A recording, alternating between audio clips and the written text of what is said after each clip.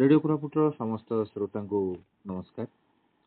आज आप जानते आज हूँ वर्ल्ड फादर्स डे, विश्व पिता दिवस, बापा दिवस कहवा तेरे ये जो शब्द बापा पिता फादर ये शब्दटी गोटे निरा शब्द। या सहित अनेक संपर्क, अनेक दायित्व एवं अनेक आनंद मध्य भरी रही। तेरे आज दिवस आमे ए विषय कथबार्ता करवा। यही बापा शब्दटी को नहीं आमे किपरि भावरे आनंदित, यार दायित्वबोध एवं यार दुख, यार आनंद ये सब संपर्क रे आमे कथबार्ता करवा। आज आमर अति प्रिय बंधु श्री प्रियव्रत पात्र सहित भाई आपन को स्वागत करुछु रेडियो कोरापुट को। आज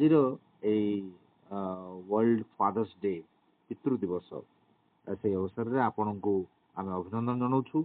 दुई जन संतान बापा आपण तेरे ये जो बापा शब्दटी को आपण जड़े साहित्यिक भाव में जड़े लेखक भाव में किपर देखुं एवं किपर भाव में ये बापार जो दायित्व से दायित्व संपर्क परवर्ती पर्यायर तार संपर्क आप केम देखुं? नमस्कार श्रोता बंधु। बापा शब्दटा जी गोटे आवेग, आवेगर गोटे गंताघर। बापाटा खाली गोटे शब्द नुह, से संपर्क हो पारे, किंतु से संपर्क हूँ गोटा भरपूर आवेग रही संपर्क।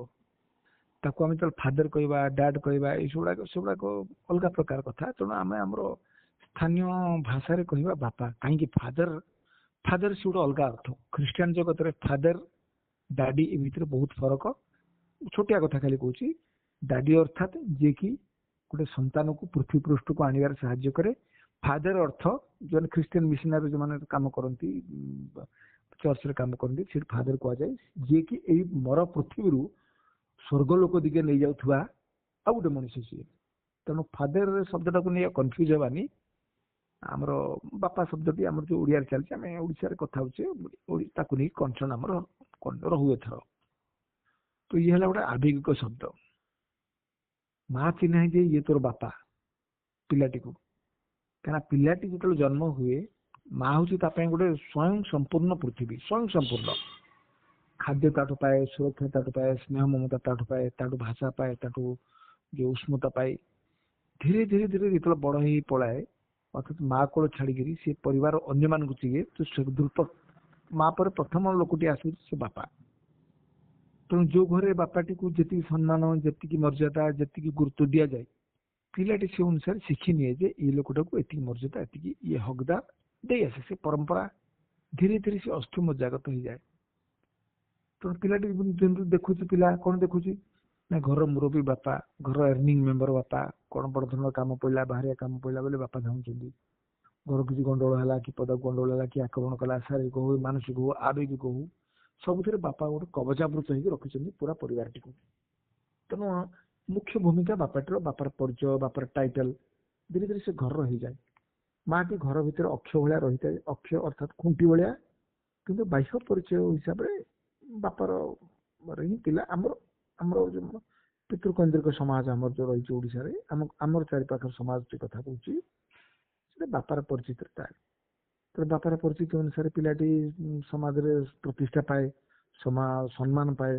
आ बेले बेले बापा जदि निम्नगामी है, असामाजिक है, चोर तस्कर है, मद पी गड़ा गोटे जोड़ा कि नीच दृष्टि देखा जाए, तो पिलार भी सम्मान टी भूलुंडित हुए, द्वारा कम्प्लेक्स हुए।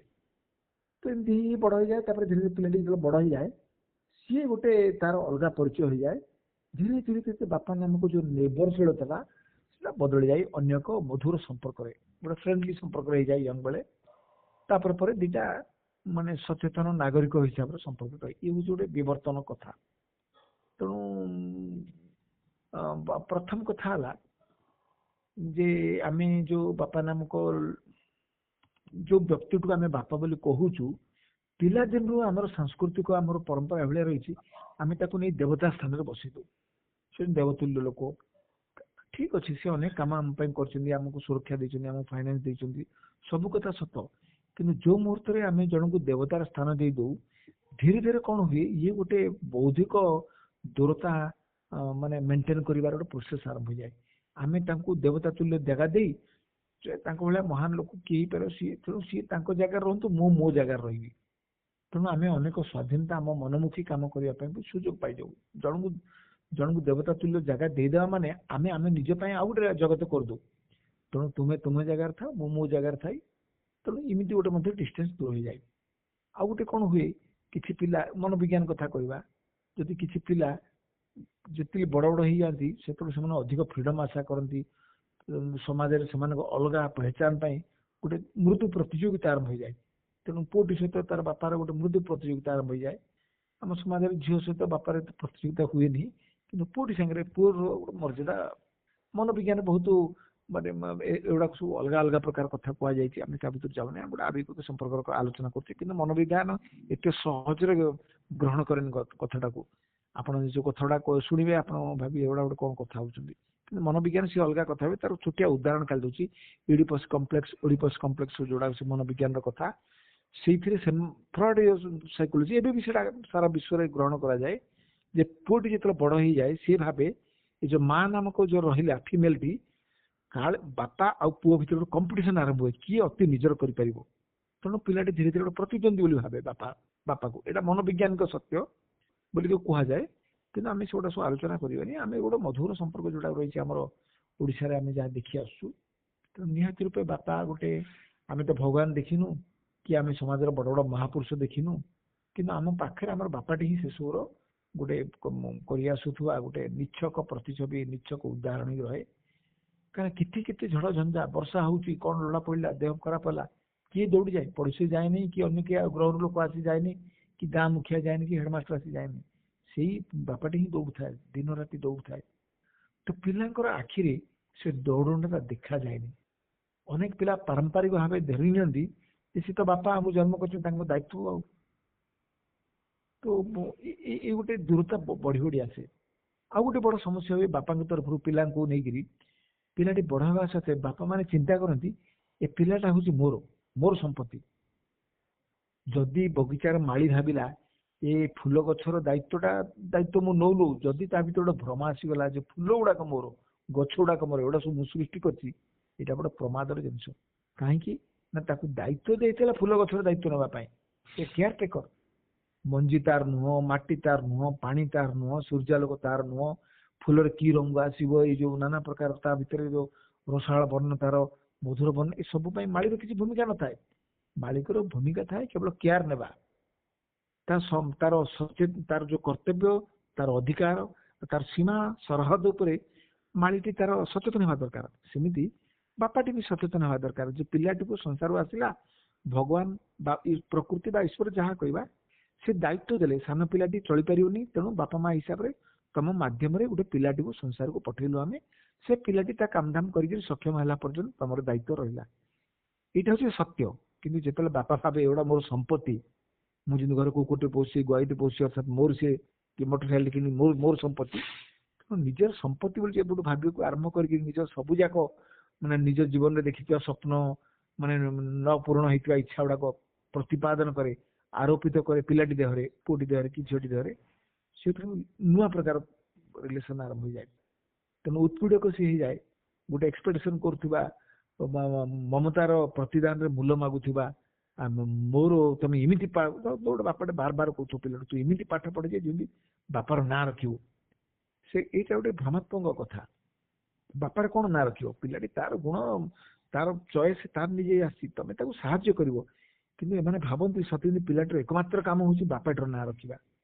ତେଣୁ ଏଇପଟେ ଯେମିତି ଭୁଲ ହୁଏ, ପିଲା ପଟେ ବି ସେମିତି ଭୁଲ ହୁଏ। ପିଲା କଣ କରେ, ବେଳେ ବେଳେ ବାପାଟିକୁ ଗୋଟେ ଦେବତା ସ୍ଥାନ ରଖିଦିଏ, ବା ବେଳେ ବେଳେ ଭାବେ ଏମାନେ ହଉଛନ୍ତି ପୁରୁଣା ଜେନେରେସନର ଲୋକ, ଏମାନେ କଣ ଜାଣିବେ। ତେଣୁ କଥା କଥାକେ ସେ ତାଙ୍କୁ ସମ୍ମାନ ଇଏ କରେ, ଅବଜ୍ଞା କରେ।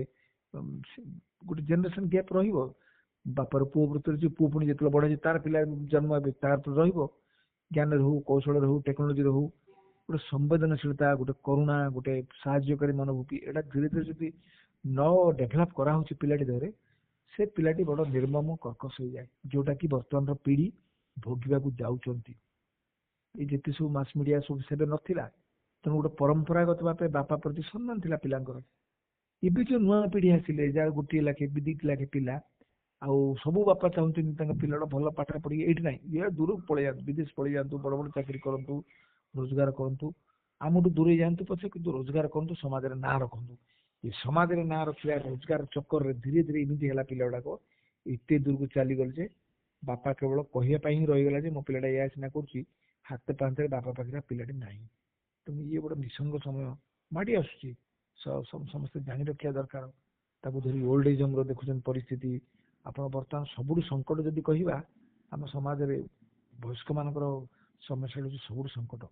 କାହିଁକିନା ଆଗ ବହୁତ ପିଲା ଥିଲେ, ଇଏ ନାହିଁ ତ ସିଏ ନାହିଁ ତ ଇଏ, 5ଟା ପୁଅ 6ଟା ଝିଅ। ତେଣୁ ବର୍ତ୍ତମାନ ସେ ସମସ୍ୟା ନାହିଁ, ସେଟା ଭଲ କି ମନ୍ଦ ଅଲଗା କଥା, କିନ୍ତୁ ନାହିଁ ସେଇଟା। ତେଣୁ ଏଇ ଯୋଉ ହେପି ଫାଦର୍ସ ଡେ ଠିକ ଅଛି, ପିଲା ମାନିଲେ ସବୁ କଥା, କିନ୍ତୁ ବାପାଟି ଯୋଉ କ୍ରମଶଃ ତାର ଚୁଟି ଗୁଡାକ ପାଚିବାକୁ ଯାଉଛି, କ୍ରମଶଃ ସିଏ ଲହିଁ ପଡୁଛି, କ୍ରମଶଃ ସିଏ ବୁଢା ହେବାକୁ ଯାଉଛି, ତାର ଆଗ୍ରହ ତାର ଶକ୍ତି କମି କମି ଯାଉଛି। ଅଥଚ ଅତୀତ ଦିନରେ ସେ କେଡେ ବଡ ଗୋଟେ କର୍ମୀଟି ଥିଲା, କେତେ କେତେ କଥା ସ୍ୱପ୍ନ କାନ୍ଧରେ ବସେଇକି ମେଳା ଦେଖଉଥିଲା। ତ ତାର ପ୍ରତ୍ୟୁତ୍ତର ପିଲାଟି ଭାବେ ଯେ ମୋ ବାପା ମୋତେ କାନ୍ଧରେ ବସି ମେଳା ଦେଖଉଥିଲା, ତେଣୁ ମୋ ପିଲାକୁ ମୁଁ କାନ୍ଧରେ ବସି ଦେଖେଇବି। ଏ ଯୋଉ ନଈ ପାଣି ତଳକୁ ତଳକୁ ଭଳିଆ ହେଇଯାଏ ସିନା, ସିଏ ଆଉ ଉଜାଣି ଢେଉରେ ଯାଇ ଯୋଉ ଲୋକଟି ଏସବୁ କରିଥିଲା ତା ପ୍ରତି ମୋର କୃତଜ୍ଞତା ରହିଛି, ତା ପ୍ରତି ମୋର ସର୍ବନିମ୍ନ ଦାୟିତ୍ୱ ବି ରହିଛି। ତାର ବି ଛୋଟ ଛୋଟ ସ୍ୱପ୍ନ ରହିଛି, ତାର ବି ଛୋଟ ଛୋଟ ମଣିଷ ମାତ୍ରେ ଭୁଲ ରହୁଛି। ତେଣୁ ବାପା ମାନଙ୍କୁ ଯଦି ଟିକେ ସ୍ଖଳନ ଦେଖିଲେ ପିଲାମାନେ ପୁରା ଉତ୍କ୍ଷିପ୍ତ ହେଇଯାଉଛନ୍ତି। ଏମିତି କଲେ ବାପା ସେମିତି କଲେ। ଯୋଉ ଚରିତ୍ରଟିକୁ ନେଇ ଆମର ହୁଁ। ସାହିତ୍ୟ ମଧ୍ୟ ବହୁତ ସମୃଦ୍ଧ। ଅନେକ ସମୟରେ ବାପାକୁ ନେଇ କବିତା, ବାପାକୁ ନେଇ ଗଳ୍ପ, ଏସବୁ ଯାକ ମଧ୍ୟ ବହୁତ ଲେଖା ହେଇଛି ନା। ନା, ବାପାଙ୍କୁ ନେଇକରି କବିତା ଆଦୌ ସମୃଦ୍ଧ ନୁହଁ। ମାକୁ ନେଇକରି 99 ଭାଗ ଯଦି କବିତା ଲେଖା ହେଇଛି, ସାହିତ୍ୟ ଲେଖା ହେଇଛି, ବାପାକୁ ନେଇକି 1 ଭାଗ ଲେଖା ହେଇଛି। ଆପଣ ଯଦି ବଜାରରେ ବା ସାହିତ୍ୟ ଗୋଟେ ଲାଇବ୍ରେରୀ ଖୋଜିବେ, ବାପାକୁ ନେଇ କେତେ ଖଣ୍ଡ କବିତା ବା ଇଏ ଲେଖା ହେଇଛି, ଆପଣ ହତାଶ ହେବେ, ଖଣ୍ଡେ ପଟେ ଥିଲେ ବଡ କଥା। ତେଣୁ ବାପାକୁ ସବୁବେଳେ ଶକ୍ତିମାନ, ଦୁର୍ଦ୍ଧର୍ଷ, କର୍ମପ୍ରବଣ, ଯୋଦ୍ଧା ଏଇ ରୂପ ଦେଖାଇଛି। ବାପାର ଗୋଟେ ଇମୋସନ ଅଛି, ହାର୍ଟ ଅଛି, ଏଇଟା ଆମ କବି ମାନେ ପ୍ରାୟତଃ ଲେଖନ୍ତି ନାହିଁ। ତା ଫଳରେ ଧୀରେ ଧୀରେ ପିଲାଟି ବେଳୁ ବାପା କାନ୍ଦନ୍ତି ନାହିଁ, ବାପା ଆଖିରେ କେବେ ଲୁହ ଆସେନି, ବାପା ହାରନ୍ତି ନାହିଁ। ଏ ଯୋଉ ଆପ୍ତ ବାକ୍ୟ ଗୁଡାକ ପିଲାକୁ ମେସମରାଇଜ କରି ରଖିଥାଏ। ଆଉ ଯୋଉ ମୁହୂର୍ତ୍ତରେ ଏଇ ଯୋଉ ମାନବ ସୁଲଭ ଗୁଣା ଗୁଡାକ ଦେଖେ ବାପା ପାଖରେ, ପିଲାଟି ଆରେ ଆମ ବାପା କଣ ଏମିତି ହଉଛନ୍ତି, ବାପାଙ୍କର ମଥା ଫଥା ବୋଧେ ଖରାପ ହେଇଗଲା। ତେଣୁ ତାର ଷ୍ଟେଜରେ ସେ ଦେଖେ ଯେ ବାପାଟି ତଳକୁ ତଳକୁ ପଳଉଛି, ମାନେ ତାର ଅବନତି ଘଟି ଯାଉଛି, ଉତ୍କ୍ଷିପ୍ତ ହୁଏ। ଯେମିତି ଅନର କିଲିଂ ଗୋଟେ ପ୍ରକାର, ପିଲାମାନେ ଯଦି ଅବାଟରେ କଲେ, ପରମ୍ପରାକୁ ନ ମାନିଲେ, ବହୁତ ନିର୍ମମ ଭାବେ ଅନର କିଲିଂ ଚାଲିଛି ଆମ ଦେଶର ଗୁଡା ଜାଗାରେ ଚାଲିଛି। ହରିନା ଫରିନା ଉତ୍ତରପ୍ରଦେଶ ପ୍ରବଳ।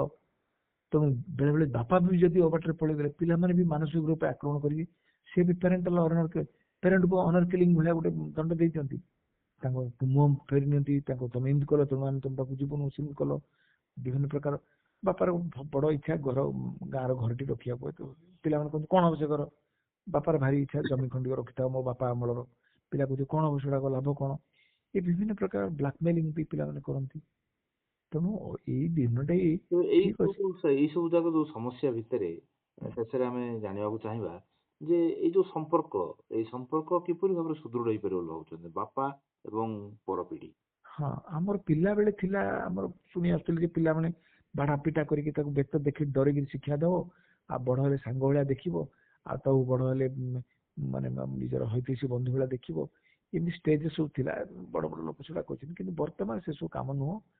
ବର୍ତ୍ତମାନ ପିଲାରୁ ହିଁ ପିଲାଟିକୁ ଯଦି ଗୋଟେ ବନ୍ଧୁ ଭଳିଆ ଦେଖାଯିବ, ମିତ୍ର ସହ ଚକ୍ଷୁଚା, ମିତ୍ରର ନଜରରେ ଦେଖିବ, ପିଲାଟିକୁ ଗୋଟେ ପିଲାଦିନରୁ ପିଲାଟି ସାନ ପିଲାଟିର ଗୋଟେ ସମ୍ମାନ, ଆତ୍ମସମ୍ମାନ ଅଛି, ତାକୁ ବନ୍ଧୁ ଭଳିଆ ଦେଖିଲେ ପିଲାଟି ବି ରିସିପ୍ରୋକାଲ ଭାବେ ଦେଖିବାକୁ ଆରମ୍ଭ କରିବ। ଇଏ ଜଣେ ମଣିଷ, ପ୍ରଥମେ ଜଣେ ମଣିଷ, ତାପରେ ବାପା। କିନ୍ତୁ ଆମେ ତାକୁ ଆଗ ଶିଖୁଛୁ ସେ ପ୍ରଥମେ ବାପା ତାପରେ ମଣିଷ। ଏଇ ଦିଟା ଅଲଗା ଅଲଗା ରାସ୍ତା। ପ୍ରଥମେ ଯଦି ମଣିଷ ରୂପେ ଦେଖାଦେବେ, ଶିଖେଇବାକୁ ଚେଷ୍ଟା କରିବ ବାପାଟି, ପ୍ରଥମେ ମୁଁ ଗୋଟେ ମଣିଷ, ତୋର ଯେମିତି ଭୋକ ଅଛି ମୋର ଯେମିତି ଭୋକ ଅଛି, ତୋର ବି ଖାଇବାକୁ ଚାହୁଁଛୁ ମୁଁ ବି ଖାଇବାକୁ ଚାହୁଁଛି, ତୋର ବି ଭୁଲ ହଉଛି ମୋର ବି ଭୁଲ ହଉଛି। ଏଇଟା ହେଲେ ଅଧିକ ଉଦାର ହୁଏ ପିଲାଟି। କିନ୍ତୁ ଯୋଉ ମୁହୂର୍ତ୍ତରେ ଆପଣ ବାପା ବୋଲିକିରି ଆରମ୍ଭ କରିବେ ତାପରେ ମଣିଷ, ସେଠି ସେ ଗୋଟେ ପ୍ରି ଅକ୍ୟୁପାଏଡ ଆଇଡିଆରେ ପିଲାଟି ରହିଯାଏ କି ବାପା ମାନେ ଏୟା ହେଇଥିବେ। ଯଦି ଏୟା ନ ହେଇପାରୁଛନ୍ତି ସେ ବାପା ନୁହଁ। ସବୁ ବାପା ରୋଜଗାର କ୍ଷମ ନୁହନ୍ତି, ସବୁ ବାପା କର୍ମା ନୁହନ୍ତି, ସବୁ ବାପା ସଫଳ ନୁହନ୍ତି, ସବୁ ବାପା ପାରିବେନି, ଦୌଡାଳି ନୁହନ୍ତି, କି ଗୋଲ୍ଡ ମେଡାଲିଷ୍ଟ ନୁହନ୍ତି, କି ଜ୍ଞାନରେ ବିଜ୍ଞାନରେ ଅଧିକ ନୁହନ୍ତି। ସବୁ ବାପା ସମାନ ହେଇପାରନ୍ତି। କିନ୍ତୁ ପିଲାଟି ଯୋଉଟା ଆଶା କରେ, ସେ ହତାଶ ହୁଏ। ସେଠୁ ଧୀରେ ଧୀରେ ସେ ବାପାଟିକୁ ଅସମ୍ମାନ କରିବାକୁ ଆରମ୍ଭ କରେ। ତେଣୁ ବାପା ମା ପ୍ରଥମ ଦାୟିତ୍ୱ ହେଉଛି ଶିଖାନ୍ତୁ ପିଲାକୁ ଯେ ସେମାନେ ପ୍ରଥମେ ମଣିଷ ତାପରେ ବାପା। ତେଣୁ ମଣିଷର ଯୋଉ ଯୋଉ ସବୁ ପ୍ରକାର ଅବନତି ଅଛି, ଉନ୍ନତି ଅଛି, ଯୋଉ ଯୋଉ ପ୍ରକାର ଫେକଲ୍ଟି ଅଛି, ଯୋଉ ପ୍ରକାର ସମ୍ଭାବନା ଅଛି, ସବୁ ତା ଭିତରେ ରହିବା କଥା ରହିବ। ତେଣୁ ଗୋଟେ ବନ୍ଧୁ ରୂପରେ, ଗୋଟେ ଗୋଟେ ସହପାଠୀ ଭାବେ, ଗୋଟେ ବିସ୍ତୀର୍ଣ୍ଣ ପୃଥିବୀ ଜୀବନ ହେଉଛି ଗୋଟେ ବିସ୍ତୀର୍ଣ୍ଣ ଶିକ୍ଷାଳୟ। ସେ ଶିକ୍ଷାଳୟ ଭିତରେ ବାପାଟି ନୋ ଡାଉଟ୍ ବୟସରେ ବଡ଼, ଆମର ସାହାଯ୍ୟ କରୁଛି ସତ କଥା, କିନ୍ତୁ ତା ସତ୍ତ୍ୱେ ବି ସିଏ ଗୋଟେ ବନ୍ଧୁ। ତେଣୁ ଉଦାହରଣ ଭାବେ ଯଦି ପିଲାଟି ବାପାକୁ ନ ଗ୍ରହଣ କରୁଛି, ଆଉ ବାପାର ଛୋଟ ମୋଟ ଭୁଲକୁ, ଛୋଟ ମୋଟ ବ୍ୟତିକ୍ରମକୁ ସେ ଯଦି ଉତ୍କ୍ଷିପ୍ତ ହଉଛି, ଆଉ ପିଲା ଦିନରେ ବାପା ଆମ ଉପରେ ରାଗୁଥିଲେ ତେଣୁ ମୁଁ ବି ବାପା ଉପରେ ରାଗି ବୋଲି ଯଦି କହୁଛି, ଏ ତ ବହୁତ ଅସଙ୍ଗତି, ଗୋଟେ ବଡ଼ ଜଟିଳ ଆଉ ରୋଗାକ୍ରାନ୍ତ ସମ୍ପର୍କ। ତେଣୁ ରୋଗାକ୍ରାନ୍ତ ସମ୍ପର୍କ ନୁହଁ, ଗୋଟେ ବନ୍ଧୁ ଭଳିଆ ରହୁ। ବାପା ପିଲାକୁ ପଚାରୁ, ପିଲା ବି ବାପାଙ୍କୁ ପଚାରୁ, ବାପା ସିନେମା ଦେଖିବାକୁ ଟିକେ ଇଚ୍ଛା ହଉଛି ଯାଉନ, କହୁ ବାପା ସେବେ କହିଥିଲେ ସିନେମା ଦେଖିଲେ ଖରାପ ହେଇଯିବ, ତେଣୁ ସେ ଡରି ନାହିଁ, ବାପାଙ୍କୁ କିଏ ସିନେମା ଦେଖିବାକୁ କହିବ। ଏମିତି କଥା। ବାପାଙ୍କର ବେଳେ ବେଳେ ମାଛ ଟିକେ ଖାଇବାକୁ ଇଚ୍ଛା ହଉଥିବ, ବାପାଙ୍କର ବେଳେ ବେଳେ ପାର୍କ ଆଡେ ବୁଲିବାକୁ ଇଚ୍ଛା ହଉଥିବ, ବୟସ ହେଇଯାଇଛି ଯାଇପାରୁନାହାନ୍ତି, ଘରେ ଗାଡି ଅଛି, ଘୋଡା ଅଛି, ସମ୍ବଳ ଅଛି, କିନ୍ତୁ ବାପାର ବେଳେ ବେଳେ ଇଚ୍ଛା ହଉଥିବ, ବୟସ ହେଇଗଲା ଟିକେ ତୀର୍ଥାଟନ ଯାଆନ୍ତି, ପୁଅ କହୁଛି ସମୟ ନାହିଁ, କେତେ ପଇସା ଦରକାର ମୁଁ ଦେଇଦେବି, କିଏ ନବ? ବାପାଟି ଯଦି ପିଲାଟି ଯଦି ତାର ବାପାଟିକୁ ତୀର୍ଥାଟନରେ ନ ନବ, ନବ କିଏ? ସମସ୍ତେ ଭାବୁଛନ୍ତି ଆଉ ଗୋଟେ କିଏ ଆସି କରିଦଉ, ଆଉ ଗୋଟେ କିଏ ଆସିବନି କେବେ ହେଲେ। ତ ଏମିତି କଥା ନା। ତ ଏଇଭଳି ପରିସ୍ଥିତିରେ ତା ଭିତରେ ବ୍ୟବସାୟୀ ମାନେ ପଶିଗଲେଣି। ଜରାଶ୍ରମ ନାମରେ ଯୋଉ ସବୁ ଅନୁଷ୍ଠାନ ଗୁଡାକ ଭାରତରେ ଖୋଲିବାକୁ ଯାଉଛି ବା ଆଗାମୀ ଦଶନ୍ଧିରେ ଖୋଲିବ, ଏ ସମ୍ପୂର୍ଣ୍ଣ ରୂପେ ବ୍ୟବସାୟୀ ଟାଉଟର ବ୍ୟବସାୟୀଙ୍କର ଏଇ ଗୋଟେ ବଢିଆ ବଢିଆ ଇନଭେଷ୍ଟମେଣ୍ଟ। କାହିଁକି ବୟସ୍କ ଲୋକମାନେ ଆସିବେ, ହିସାବ କରିପାରୁନଥିବେ, ମେମୋରି ନଥିବ ତାଙ୍କର, ତାଙ୍କ ପାଇଁ ଲଢିବାକୁ କିଏ ନଥିବ, ଓକିଲ ନଥିବ, ତାଙ୍କର ପଇସା ପତ୍ର ଗଣ୍ଡାକ ଚମ୍ପଟ କରିଦେବା ଯୋଜନା। ତେଣୁ ଆମେ ଯୋଉ ଭାବୁଛେ ଜରାଶ୍ରମ ସବୁ କେୟାର ନେବେ, ଏଗୁଡ଼ା ସବୁ ଧୂଆଁ ବାଣ। ତେଣୁ ଆମ ଭାରତରେ ଯୋଉ ପରମ୍ପରା ରହିଥିଲା, ପିଲାଟି ପାଖରେ ବାପ ରହିବ, ସାରା ପୃଥିବୀରେ ଏ ସୁନ୍ଦର ପରମ୍ପରା ଅନ୍ୟ କୋଉଠି ନାହିଁ, ଭାରତରେ ଥିଲା। ଆମର ସୁନ୍ଦର ପରମ୍ପରାଟାକୁ ବନ୍ଦ କରିକିରି ଆମେ ଚାହୁଁଛୁ ନା ପିଲା କୁଆଡେ ରହୁଛୁ, ଆମେ ବର୍ତ୍ତମାନ ଜରାଶ୍ରମ ପଳେଇବା, ବୁଢା ହେଲେ ପଳେଇବା। ଆଦୌ ସବୁ ଭଲ ନୁହଁ ଗୁଡାକ। ତେଣୁ ଇଏ ଯୋଉ ମୁଁ ଗୋଟେ ଉଜାଣି ଢେଉରେ କଲଚରକୁ ନେବାକୁ କହୁନି, କିନ୍ତୁ ଯୋଉ ସୁନ୍ଦର ସୁନ୍ଦର ସୁସ୍ଥ ବ୍ୟବସ୍ଥାଟି ଆମର ଥିଲା, ଆମେ ତାକୁ ଭାଙ୍ଗିକିରି ଗୋଟେ ରୁଗ୍ଣ ବ୍ୟବସ୍ଥା ପଛରେ ଆମେ କାହିଁ ଗୋଡେଇବା? କାହିଁକି ଆମେ ପିଲାଟି ବେଳୁ ଆମେ ଚିନ୍ତା କରିପାରିବିନି ଯେ ନା ନା ମତେ old age home is not for ଆମର ସଂସ୍କୃତି ପାଇଁ ଗୋଟେ ଆବଶ୍ୟକ ନାହିଁ। ଆମେ ଠିକ ଅଛି, ଆମେ ବୟସ ଥିଲା ପର୍ଯ୍ୟନ୍ତ ଆମେ ରହିଲୁ, କଣ କଲୁ, ତାପରେ ଯେତେବେଳେ ବୟସ ହେଇଯିବ ଆମେ ପିଲା ପାଖରେ ରହିବୁ, we will feel as a member of family. ବିଦେଶରେ ଫ୍ୟାମିଲି ନାହିଁ, ପୁଅ ହିଁ ନାହିଁ, ଝିଅ ନାହିଁ, ତେଣୁ ଲୋକମାନେ ଜରାଶ୍ରମ ଚାଲିଲେ। କିନ୍ତୁ ଧୀରେ ଧୀରେ ସେମାନେ ଏଇ କନସେପ୍ଟ ଆମ ଦେଶରେ ପକେଇ ଦଉଛି, ଆମ ଉପରେ ଲଦି ଦଉଛନ୍ତି। ତେଣୁ ବର୍ତ୍ତମାନ ପିଲା ରହିଥିବ ଘରେ, ବାପା ରହିଥିବ ଜରାଶ୍ରମରେ, ଆଉ ହେପି ଫାଦର୍ସ ଡେ ବୋଲି ମୋବାଇଲରେ ମେସେଜ ଦଉଥିବ। ଇଏ କଣ? ଇଏ ରୁଗ୍ଣ ପରମ୍ପରା ଗୋଟେ। ହେପି ଫାଦର୍ସ ଡେ ଭଲ ଯେ ବାପାର କୌଣସି ଦାୟିତ୍ୱ ନେଇ, ବାପାର ଅନେକ ଅଧୁରା ସ୍ୱପ୍ନ ବି ଥାଏ। ଯଦି ବାପାର ସ୍ୱପ୍ନଟିକୁ ପିଲାଟି ମାନେ ସହଯାତ୍ରୀ ଭାବେ ସାହାଯ୍ୟ ନ କରିବ, କିଏ କରିବ? ବାପାର ଇଚ୍ଛା ଅଛି ଗାଁରେ ମନ୍ଦିରଟା ଭାଙ୍ଗି ଯାଇଛି, ତାକୁ ଗୋଟେ ପୂର୍ଣ୍ଣାଙ୍ଗ କରନ୍ତି। ବାପାର ଇଚ୍ଛା ଅଛି ସେ ଗୋଟେ ଡୋନେଟ କିଛି କରନ୍ତି। ଗୋଟେ ବୟସ ସରିଗଲା ପରେ ବାପାର 10 ଟଙ୍କା ବି ଦେବାକୁ ଆଉ ହକ୍ ନଥାଏ। ପିଲା ପଚାରି କାହିଁକି ତମେ ଦଉଛ ପଇସା? ଆରେ ବାପା ତାର ଅର୍ଜନ କରିଛି, ତାଙ୍କର ରାଇଟ୍ ଅଛି। ଏଇ ଯୋଉ ସମ୍ବେଦନଶୀଳତା ମରିଯାଏ ପିଲାଙ୍କର। ପିଲାମାନେ ବହୁତ ନିର୍ମମ କର୍କଶ ହେଇ ପଡନ୍ତି, ଆଉ ସେମାନେ ଭାବନ୍ତି ବାପା ଯାହା ସବୁ କାଲକୁଲେସନ କରୁଛନ୍ତି ଭୁଲ। ତେଣୁ ପ୍ରଥମ କଥା ବା ପିତୃ ଦିବସରେ ପିଲାମାନଙ୍କୁ ଶିଖେଇ ଦେବା ଦରକାର ଯେ ବାପା ଗୋଟେ ମଣିଷ, ତାଙ୍କର ଛୋଟ ମୋଟ ଇଚ୍ଛା ଅଛି, ଖୁସି ଅଛି, ସ୍ୱପ୍ନ ଅଛି। ତମେ ଯଦି ପାରୁଛ ତାଙ୍କରି ପାଖରେ, ତାଙ୍କରି ଦୃଷ୍ଟିକୋଣରୁ ପୃଥିବୀ ଦେଖ, ତମ ଦୃଷ୍ଟିକୋଣରୁ ନାହିଁ। ତମେ ତମ ଦୃଷ୍ଟିକୋଣରୁ ତମେ ବଞ୍ଚୁଛ, ଜୀବନଟେ ବଞ୍ଚୁଛ, ତମ ପିଲାଙ୍କୁ କଣ ଶିଖେଇଲ ସେଟା ତମ କଥା। କିନ୍ତୁ ତମ ବୟସରେ ବଡ, 25 ବର୍ଷ 30 ବର୍ଷର ବଡ ଯୋଉ ବାପାଟି ନାମକ ଲୋକଟି ଅଛି, ସେ କଣ ଭାବୁଛି ପୃଥିବୀକୁ ନେଇକିରି, ଜୀବନକୁ ନେଇକିରି, ସେଟା ଟିକେ ଧୈର୍ଯ୍ୟର ସହିତ ଶୁଣନ୍ତୁ। ତାପରେ ଯାଇକିରି ସମ୍ପର୍କର ଅଟୋମେଟିକ ସମ୍ପର୍କ ସୁଦୃଢ ହେଇଯିବ। ପ୍ରତିଦ୍ୱନ୍ଦ୍ୱୀ ନୁହନ୍ତି ଧନ୍ୟବାଦ ସିଏ। ପ୍ରିୟୋଦ ଭାଇ, ଆପଣଙ୍କ ସହିତ ଆଜି କଥାବାର୍ତ୍ତା ହେଲୁ। ବହୁତ ସୁନ୍ଦର କଥା ଆପଣ ଜଣେଇଛନ୍ତି। ବାପା ଶବ୍ଦଟିକୁ କିପରି ଭାବରେ ଯେଉଁମାନେ ବଞ୍ଚିକିରି ଅଛନ୍ତି, ବର୍ତ୍ତମାନ ଅଛନ୍ତି ବାପା, ତାଙ୍କ ସହିତ ସମ୍ପର୍କ କିପରି ସ୍ଥାପନ କରିବା, ଏବଂ ଯେଉଁମାନେ ବର୍ତ୍ତମାନ ହାତ ଛାଡି ସାରିଛନ୍ତି, ଇହଲୀଳା ସମ୍ବରଣ କରିସାରିଛନ୍ତି, ସେ ବାପାଙ୍କୁ କେମିତି ଆମେ ସ୍ମରଣ କରିବା। ବଡ଼ ସୁନ୍ଦର କଥାଟି। ଆମେ ଆଶା କରୁଛୁ ଯୁବପିଢ଼ି ଏହାକୁ ଶୁଣିବେ ଏବଂ ବାପା ମାନେ ମଧ୍ୟ ଏହାକୁ ଶୁଣିବେ ଏବଂ ଏକ ବାସ୍ତବରେ ଭାରତୀୟ ପରମ୍ପରାରେ ଯୋଉ ପରିବାରର ଯୋଉ ଗୁରୁତ୍ୱ ରହିଛି, ସେଇ ଗୁରୁତ୍ୱଟିକୁ ସମସ୍ତେ ପୁଣି ଥରେ ଫେରାଇ ଆଣିବା ପାଇଁ ଚେଷ୍ଟା କରିବେ। ଆଜି ବିଶ୍ୱ ପିତା ଦିବସ, ବାପା ଦିବସ।